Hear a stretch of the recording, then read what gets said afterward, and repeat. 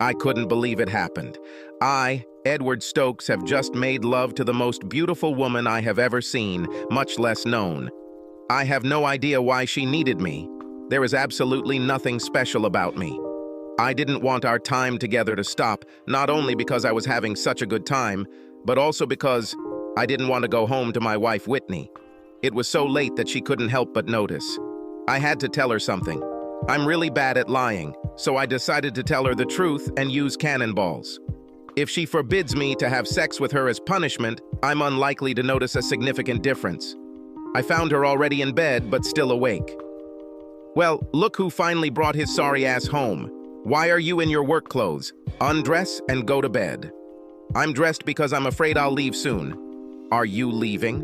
Where might you need to go at a time like this? I suspect you'll kick me out when you find out what I've done. Whitney sat up straighter in bed. Crap. I hope you didn't crash your new car. No, nothing like this. Well, now you've completely woken me up, idiot.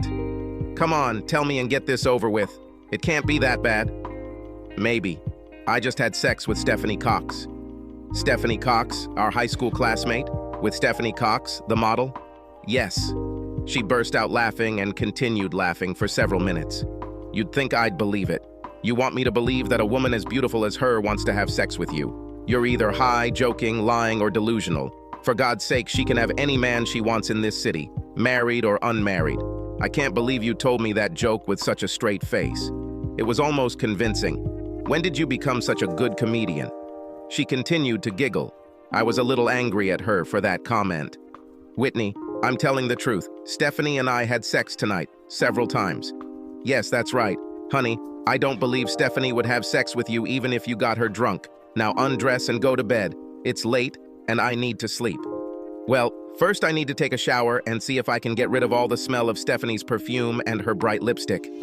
My comment only caused another burst of laughter from my wife. I took a shower and then went to the guest bedroom. I didn't sleep much, but at least I replayed my evening with Stephanie in my head. The next morning, Whitney came downstairs to get her morning cup of coffee, which I always made. As soon as she sat down with her cup and took a sip, a wide smile appeared on her face. So, Don Juan, are you going to tell me the truth about where you were and what you really did this evening? What do you want? I told you the truth about last night and you didn't believe me. Come on, honey, if you could get a woman like Stephanie to go to bed with you, I wouldn't be mad at you. I'd give you a fucking medal. It would be the miracle of a lifetime. I wouldn't even envy your pleasure. Heck, if the most handsome man in the world started hitting on me, I'd be in his arms in a heartbeat, regardless of whether I'm married or not. And no, I didn't have sex with the most handsome man, or with any other man, handsome or not. I'm completely satisfied with boring sex with you, your mediocre dick, and our mediocre life. It's nice to know that my faithful wife thinks so highly of me and would be willing to break our wedding vows so easily. Easily? I said, about the most handsome man in the world. How am I going to meet him, let alone get him into bed? Edward, as I continue to feed your sick bedroom fantasy, I'm starting to get a little tired. She paused and grinned. So, are you and Stephanie going to do this again soon? If so, I'd like to take a look. Damn, I wish I could join myself. Whitney, I didn't plan this, but after your snarky reaction, I just might have sex with her again. She said she liked it. I left her giggling at the kitchen table. I was angry. I went to work and began to wonder if the people I worked with might suspect that I had cheated on my wife. Obviously, there was no sign that anything had changed in me. I had lunch with Dale, my best friend at work. I was so excited about my good fortune that I couldn't wait to tell someone I could trust. Dale, I need to tell you something, but you have to promise not to tell anyone. What? Did you steal the office legal pad to take home? No, I'm serious. Dale, last night I had sex with another woman. Dale had a shocked look on his face. You say you had sex with another woman other than Whitney. How much did she take? Dan, she's not a prostitute. She is a beautiful woman who willingly gave herself to me. Of course it was. If this is true, did you or both of you have bags on your heads? He found it funny. Damn it, I am telling the truth. FYI, I had sex with model Stephanie Cox. He laughed for a long time. People in the cafeteria started looking at him. He was laughing very loudly. Edward, do you really think I'll believe this? For God's sake, she's a fucking Sports Illustrated swimsuit model, and you're an average slob at best. Stephanie seems to be the most gorgeous woman to ever come out of this town. She can have any handsome, rich man in the world she wants. You're not even in the top half of the list of handsome men in this small town. The roads are littered with the bodies of men she has run over the years. Men whose face, body, and wallet look much better than yours. Plus, I saw you in the shower. Phew, thanks for the laugh, buddy. I needed it. You and Stephanie Cox, yeah, that's right. I think he was still chuckling as he walked home from work that evening. Before heading home, I called Stephanie.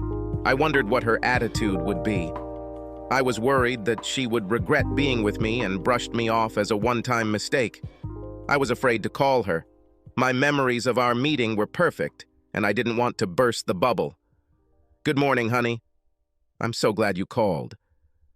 I was afraid that you wouldn't do it because you regret our meeting. I really hope you don't regret that we had sex. As for me, I'm still coming down from the heights of last night.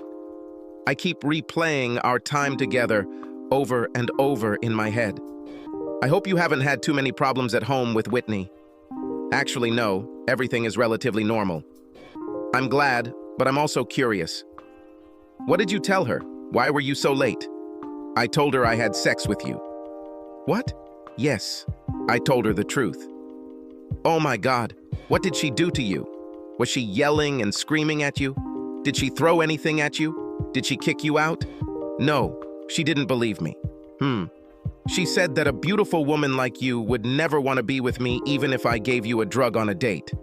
This is really unpleasant for my husband to hear. Actually, I can understand that. Face it, Stephanie, you're way out of my league.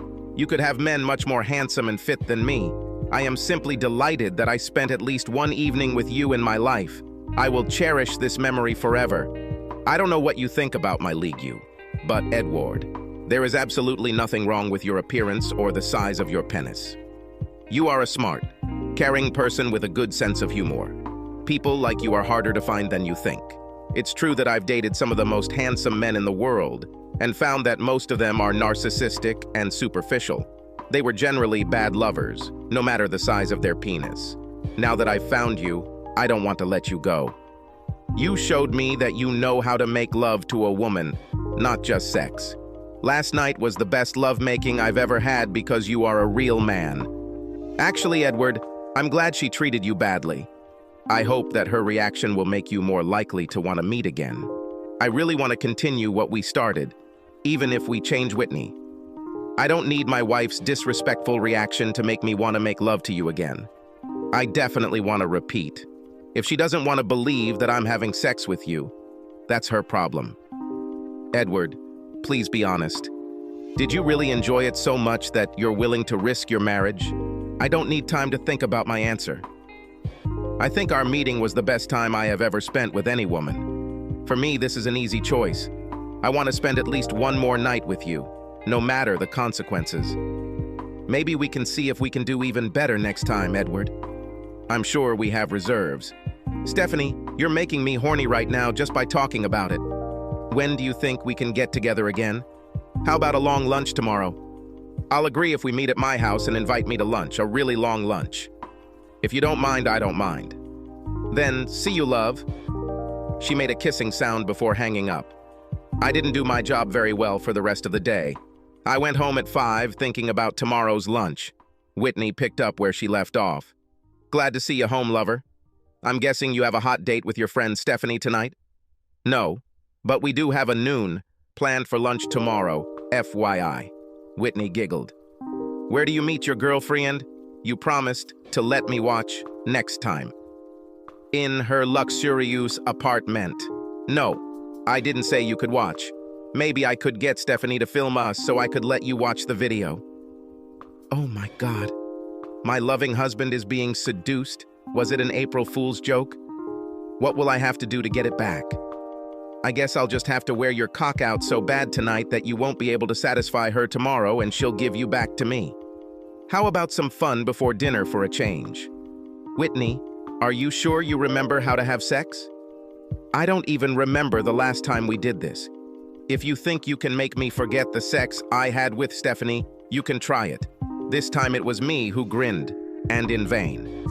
As it turned out, that evening Whitney and I had sex both before and after dinner, some of the best sex we had in our marriage. She even made me call her Stephanie. The sex hasn't yet been as good as the sex I had with Stephanie, but my wife and I definitely had a lot better than average. Over the next few months, I was blessed with an irregular schedule of fantastic sex with Stephanie and improved sex with Whitney. I enjoyed each one with both as if it were the last, because I was sure that something would soon happen that would put an end to my sex with one or both sexual partners. It was Stephanie who made everything change. One afternoon, after another round of sex with Stephanie, she looked sad and pensive. I assumed she was going to break up with me. I wasn't too upset by the prospect. I was glad that our short romance lasted so long. I wasn't surprised to hear her say, "Edward, we need to talk." "Certainly." I took a deep breath. "Baby, I can't do this anymore." "I understand. I expected this. I want to thank you for every moment we spent together. You are a very special lady, and I wish you great happiness. Do you want me to leave now?" "No, what? Are you leaving me? Why are you talking about leaving?" "You misunderstood me. The problem is that I want you to stay this afternoon, tonight, and every day, and night forever. I want this to be your home, and I want to be your wife." She came over and hugged me tightly. "I love you, Edward." My jaw hit the floor. "Stephanie, are you sure this is what you want? Are you ready to give up all the gorgeous male models who want to have sex with you? The only thing these men have that you don't have is self-confidence. Why is it so hard for you to believe that I'm in love with you? I know we spent a lot of time together in bed, but I enjoy talking to you outside of sex. I love just being in the same room with you. I have already discussed things with you that I have never told anyone else about. It may not sound romantic, but I feel more comfortable than ever when I'm with you. You seem to be making the false assumption that I have sex with the male models I work with all the time. This has happened occasionally in the past, and it was usually regrettable when it happened. But now, I haven't been with anyone else since we first had sex. I have no problem being exclusive with you. Edward, the problem I'm facing is related to our current situation. Knowing that you live with Whitney and have sex with her drives me crazy. I get so jealous when I imagine you with her, even though she is your wife. I need to know. Do you want me as much as I want you? Of course, more than anything in the world, I want you to be with me. I hate to imagine that you could be with another woman. Are you ready to divorce Whitney and move in with me? I will do everything in my power to make you the happiest person in the world. I want us to have children. Are you saying that you want to marry me? Not if you don't want it. I just want to be with you, whether we're married or not. Steph, the love I once had for Whitney has been tarnished by the way she has treated me over the last few years. I don't want to go home after work anymore. It feels like I'm just going to another job where my boss despises me. I don't feel in love anymore. From a financial perspective, I would probably want to give her more than half of the assets to mitigate the damage. I don't want to make her life too difficult until she finds another man who can support her. Do you understand me? Also, Stephanie, do you think we can live on your money and half my salary, at least until I stop paying child support? Edward, I inherited some money from my grandfather, and I saved most of my modeling fees because I always knew that my ability to make money from modeling was temporary. Makeup artists are finding it harder and harder to make me look like I just graduated from high school. Honey, I have enough money to secure my future with or without you. Since I consider you my future, I don't mind sharing my money. We made love again. Jason, I need you to recommend a family lawyer. Damn, are you and Whitney breaking up? I thought your marriage was strong. Did she cheat on you or something? No, I cheated on her. What? Have you found someone else to have sex with? I didn't know you had it in you. I didn't realize you were a stud. Do I know who she is? I still assume it's her. Although these days, you can never say for sure. That's her. In fact, she is a very beautiful girl. This is Stephanie Cox. I wasn't surprised by the laughter I heard over the phone. Having finished, he said, "Thanks for the joke, Eddie boy. I have never laughed so hard in my life. So, why did you actually call?" "This is not a joke, Jason. Stephanie and I love each other, and I need a divorce. I want to be as fair to Whitney as possible." "You speak terribly seriously. You and Stephanie Cox?" "It's not easy to imagine." "Okay. I'll pretend you're telling the truth. Elaine Reynolds is a family law attorney in our office whom I recommend. She is not stupid and will give you the best deal. Have you told Whitney yet?" "No. I told her that Stephanie and I are having an affair, but she refuses to believe that Stephanie is having sex with me." "You can't blame her. Damn it, I still don't believe it myself. I never approached Stephanie when we were in high school because I thought I had no chance." "Crap. If you're fucking her, then you're one of the lucky bastards." "Whitney, we need to talk." "Wait a minute. Isn't that what the cheating wife says to her husband, cuckolding her, in all those short stories?" "Yes. But this time it's a story about how a cheating husband tells his wife. Edward, I really hope you're not in that Stephanie Cox had sex with me story anymore. It really got boring. It went from fun to tedious.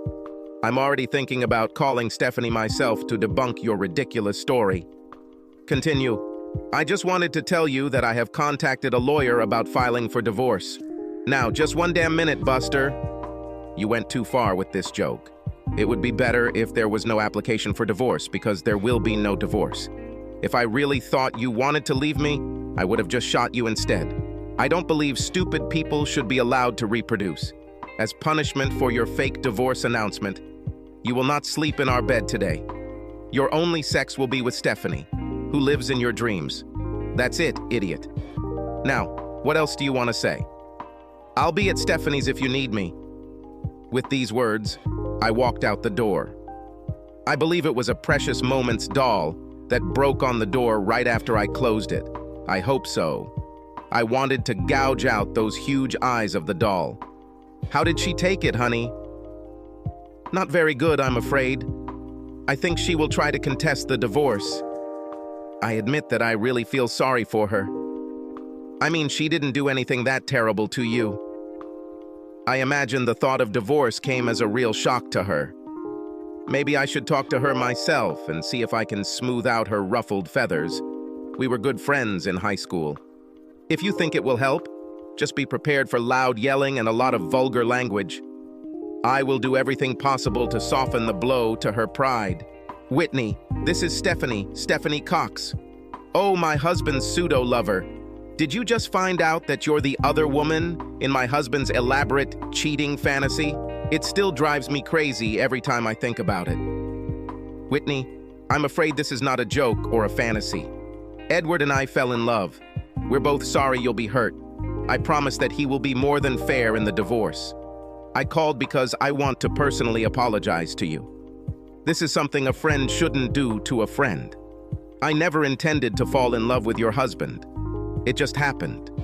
I'm sorry. Truly sorry. Listen, Steph, I can't believe that a woman as smart and successful as you would participate in this evil prank my husband came up with. I thought his goal in doing this was to get more sex from me. Well, I started trying harder in bed, but our sex life didn't get any better. My Edward would never actually divorce me, even for such a magnificent woman as you. He would be like dogs who chase cars, and when they catch one, they don't know what to do with it. I don't know how much he paid you to play a prank on me, or what he knows to blackmail you, but it won't work. Damn it, Stephanie, there was a time when I would have killed just to have one of your guys. The idea that you want to take my boring, normal Edward away from me is laughable. I know what he's like in bed. You could do better than him at the homeless shelter. Whitney, I'm sorry you have such a low opinion of your husband. I do not share this opinion, and in my estimation, he makes love very skillfully. If he and I get married after the divorce, which I hope we will, I will try not to repeat the mistakes that you obviously made. I will treasure what I have. Whitney, it was basically just a courtesy call. I wanted to warn you that tomorrow at work, you will be served with divorce papers. I wanted you to be mentally prepared so that it wouldn't surprise or confuse you too much. Please consider his suggestions. Damn, Edward did his best to try and make fun of me. I bet he paid some random person to pretend to serve me tomorrow. Maybe I can arrange my own surprise. At 10 o'clock, Whitney was informed that she had a visitor. She decided that it was a fake server and told the secretary to send this person. Whitney stood up and took her position. A well-dressed young woman walked in and asked, "Whitney Stokes?" "Yes." "Can I see some identification?" "Sure, no problem." Whitney showed her driver's license. "This is good. Miss Stokes, you have been served." She handed her the package. Whitney replied, "And you were served too." With that, she laughed and hit the young woman in the face with a lemon meringue pie. The woman brushed off most of the pie. "I will press charges of assault. No wonder your husband is divorcing you." Then she ran out of the room. Whitney continued to laugh. The secretary asked, "What just happened?" "Miss Stokes, my husband is playing a stupid joke on me. He's pretending to be divorcing me and has some incredibly hot woman to marry him. I decided to make fun of him back, starting with a fake server. Although I do wonder what's in the envelope." She tore the envelope. The papers looked legitimate, but she had never seen a divorce petition before. She threw everything in the trash and began cleaning up the mess she had made while maintaining the server. Whitney decided to see how far her husband would go in this farce. She checked their bank accounts and credit cards. Half the money disappeared from the joint account, and the credit cards were paid off and closed. Absolutely predictable. It's okay. Whitney transferred the remaining funds from the joint account to her own account and obtained her own ATM card. Whitney wasn't too surprised that Edward didn't come home that night. He was probably angry that she didn't buy his joke. "He won't last long. Maybe I can give him an incentive. Maybe I can tell him that I'm ready to have kids after all. He really wants children." 4 weeks passed without any changes. Now Whitney began to worry. She didn't hear anything from Edward. She checked and found out that he went to work every day. Then she received a notice that her mortgage payment was late because the account from which the automatic payment was coming was closed. Now she needed to talk to Edward. She called him at work and was a little surprised that he answered her call. "Edward, because of your little game, we are late on our house payment. We are both at risk of having bad credit ratings. What are you going to do about it?" "I think we will decide everything at the hearing next week." "What hearing?" "A hearing organized by my lawyer." "You never gave the name of your lawyer. We sent you a registered letter. You signed for the receipt. I thought it was part of your joke. You need to wake up to the fact that this is not a joke. We're getting a divorce. Get your head out of your ass and get a lawyer. All future contacts must go through our lawyers." He hung up. She suddenly realized that this probably wasn't a joke. They were heading towards divorce. Whitney panicked, left work, and got busy. She contacted a family law attorney and told him the details. He wanted to refuse cooperation because she did not respond to either the petition or letters. He finally told her to be at the hearing, dressed nicely, and have an idea of the settlement she wanted. This day came. Whitney was with her lawyer, and Edward, Stephanie, the man-stealer, and his lawyer were already sitting. The hearing began with Whitney's attorney first requesting a consultation. Edward's lawyer argued that Edward's wife had obstructed the process from the beginning and that counseling would have been just another delaying tactic. Whitney testified that she believed Edward was joking about the divorce and that she did not want a divorce. She won the first round. 12 weeks of consultations were scheduled. Edward was willing to pay 60% of the bills from his salary. "Whitney, what do you hope to get out of these sessions?" "I hope to stop the divorce and get back to where we were before he started cheating on me." "Edward, what about you?" "Do everything possible to speed up the divorce process." "Well, it looks like we have quite a gap to bridge." "Edward, as far as I understand, you were the one who started it all with an affair. Please tell us your story." "In fact, it all started long before my relationship with Stephanie. I loved Whitney for many years. For the most part, she was a good wife. She would probably be a wonderful mother if she ever agreed that it was time to have a child. She always had an excuse to postpone motherhood. I admit I wasn't that unhappy about it and wasn't specifically looking for an affair, but it happened. One day I was having lunch when our old high school friend Stephanie Cox showed up. She was famous in our school for being a popular model for all the teen magazines. The dinner tables were full and she asked if she could join me. I was extremely flattered that she even remembered me from school. I, of course, was not part of the V group with which she usually associated. We ate and talked before and after lunch. She said she enjoyed talking to me and asked if we could meet again. I suggested a time and place for dinner and she agreed. I was euphoric. I had a date with one of the most beautiful women in the world. I didn't say anything to Whitney because I secretly wanted something sexual to happen between me and Stephanie, even though my brain was saying, no way. Anyway, we met again for dinner, this time at her apartment. I was completely crazy about her. As I walked out, she leaned over to kiss me goodbye. It all started only with the lips, but soon passion prevailed. I thought I had hit the jackpot, but in reality, this was to come. A few minutes later, I returned to the apartment and they began to take off my clothes. I kept waiting for her to tell me that she was just playing a joke on me, but that never happened. Sex happened. Best sex of my life. Sorry, Whitney, but it's true. I felt happy and guilty at the same time. I went home and told Whitney. She didn't believe me. According to her, there was no way a loser like me could go on a date with a woman like Stephanie, let alone get her to have sex with me. This made me angry. When Stephanie said she wanted to see me again, I said to myself, what the hell? I'll just show Whitney. As my romance with Stephanie blossomed, Whitney increasingly mocked my claims that I was with Stephanie. She thought I was faking or delusional. There was no way Stephanie Cox would want me. I admit that Whitney has improved in the bedroom, and over the past few months, we have had the best sex of our marriage. Stephanie once said that she wanted to be with me constantly and exclusively. We decided that we wanted to be together as husband and wife, even though it meant I would have to get a divorce. I tried to tell Whitney as gently as possible, but when I told her, she laughed in my face. She thought I was either crazy or had completely misinterpreted Stephanie's feelings when she was probably just putting up with me. When I served Whitney, she attacked the servers and threw away the papers. It wasn't until she called me about a late mortgage payment that she realized there was actually a divorce going on. The point is, even though Whitney didn't do anything terrible before Stephanie and I got together, she disrespected and ridiculed me to the point that I considered leaving her even if I had. It's impossible to marry Stephanie. My love for Stephanie is an additional reason for divorce. That's all. It's enough for today. Next week, we'll let Whitney tell her side of the story. Whitney chimed in. Why can't I say anything today? Just briefly. Edward, I'm so sorry I didn't believe you.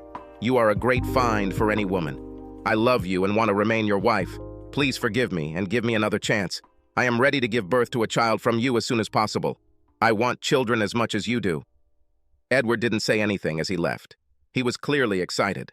Whitney told her version of events, admitting her disbelief and then disrespect for her husband. She feared that Stephanie was too great a prize for Edward to refuse. Whitney promised to treat him better and get pregnant as soon as possible so they could have children. Edward simply said, too little, too late. No, it won't if you just give me another chance. The final divorce hearing has begun. Whitney looked much older. Her dress was rumpled and she was wearing no makeup other than lipstick. She looked depressed, very depressed. The judge spoke. I understand that 12 weeks of consultations did not lead to reconciliation. I also understand that the wife still wants to stay married. Mr. Stokes, this is your last chance to change your mind. Do you want to get a divorce or stay married to her? Whitney is an attractive woman with many good character traits. She can be an amazing wife to another man and mother to their children. I once wanted to be such a person. I don't want this anymore. Your Honor, I want a divorce. Fine. I declare the marriage dissolved in accordance with the terms of the settlement presented to me. Mr. and Mrs. Stokes, you are now divorced. When everyone stood up, Whitney remained sitting and crying. Edward stood up and said, Whitney, don't give up on yourself. You can have a bright future with someone else. I really wish you all the best. In tears, Whitney surprised everyone by pulling a gun out of her purse. There's no reason why we can't be happy again once I get rid of her, and pointed the gun at Stephanie. Stephanie stood up and patted her stomach. If you shoot at me, you won't only kill me. The belly, which she stroked, almost did not begin to bulge. Whitney dropped the gun and completely broke down before she was disarmed and led away. As soon as Whitney was taken out of the room, Edward asked, "Stephanie, are you pregnant?" "No, I just typed a little." Sex can be great exercise, but it burns a lot fewer calories than my usual exercise routine when I'm getting ready for a shoot. I know Whitney well enough to know that she would never kill an unborn child. You took a big risk, honey, so you're not pregnant. You know, I'm a little disappointed that this isn't the case. This doesn't mean I can't be pregnant. We can start this as soon as we get home. Sounds good to me. Stephanie snuggled next to Edward on the couch in the apartment she now officially shared with him. Subscribe to our channel so that your second chaff doesn't cheat on you, and go ahead and listen to the next story, because this story is nothing compared to the next one. If you're under 18, don't even think about listening to the next one.